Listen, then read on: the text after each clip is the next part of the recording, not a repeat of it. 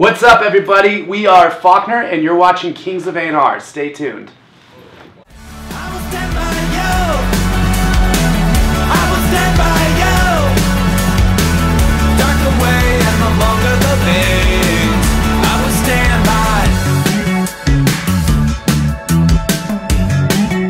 by. Hi, Dean Kramer here from Kings of A&R. Today I have a band called Faulkner, bi-coastal band. Some members in California, some in New York City. Today they have a show tonight at Club Berlin, and we're just going to ask a few questions about this band. So, please, first of all, tell me, where did the band name come from? Oh my goodness. So I think we were just extremely drunk one night. And you know how it goes from there. There's a long tradition of bad band names, and we didn't want to break that lineage. So. Okay, well, I think it sounds pretty good, so I happen to like the name, so cool. Maybe drink more often. Right. Secondly, how did you end up meeting? That's a good question, because we were all over the place, and we're all very different people, and we just came around a love of, I guess, making the music that we make together. So we were all playing in different bands, different projects, and LA is like a melting pot. So we were playing in different bands and then just came together through, I guess, the underground scene. Okay. Now, it seems like you hooked up with some pretty cool players, producers. I mean, how did you get connected with Wu-Tang?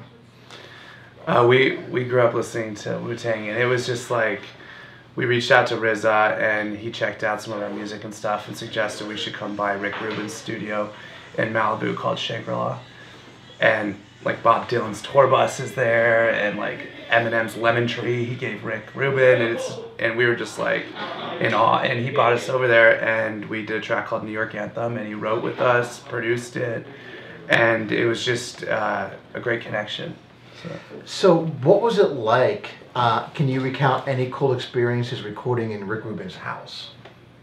It's all white, so you walk in and there's this kind of temple kind of vibe going on, like a musical temple. So it's all white, and then it used to be Bob Dylan's house up until like 6-7 years ago. Really? So yeah, like Bob Dylan used to live there.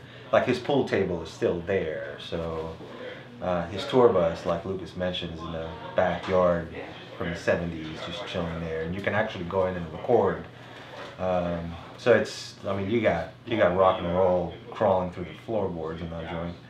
It's amazing. Now, when you were recording your debut album, were you channeling any artists? I thought you were going to say mushrooms. Yeah, we were channeling artists, not anything else, for the record.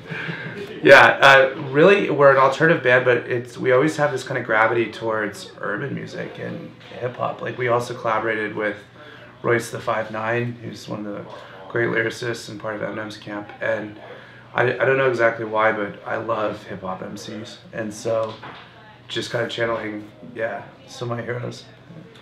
Now, I mean, when I listen to your music, you know, what comes to mind is just, you know, some of those cool indie bands, be it The Killers, you know, just kind of that raw sound.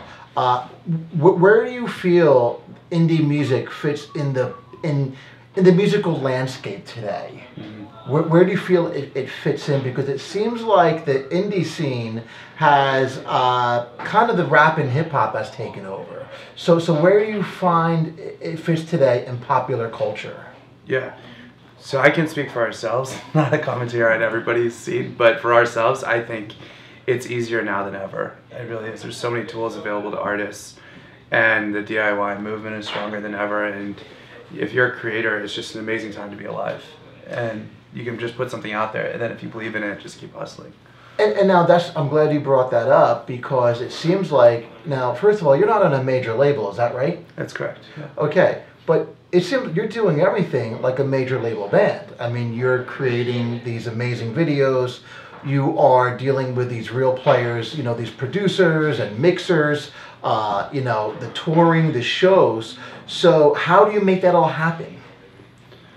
Well, there's a lot of opportunities available now if we're just giving advice to other artists out there who are listening, and that's who the audience is right now. There's a lot of opportunities out there that didn't even exist even like half a decade ago, like sync opportunities and licensing stuff, and you don't really need to sell records to be a professional musician now. You just need to be tenacious and resilient and get out there. And we do fashion shows, so we just came from a fashion designer, and so there's all these opportunities.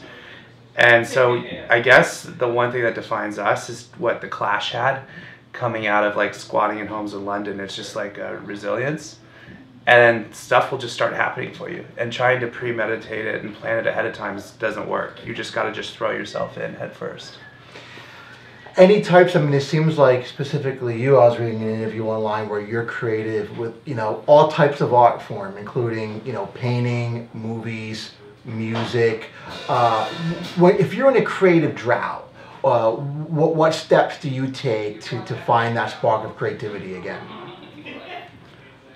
So I always start consuming other artists' work, and so I never get writer's block, and I never get a drought, because I'll just start reading about Picasso, or I'll start exploring other artists' work, and then inevitably, if you just really immerse yourself in other artists and listening to other records, you start to get a creative spark, or at least I do, and I start to get inspired again. So I've never had like writer's block where I just can't write a song.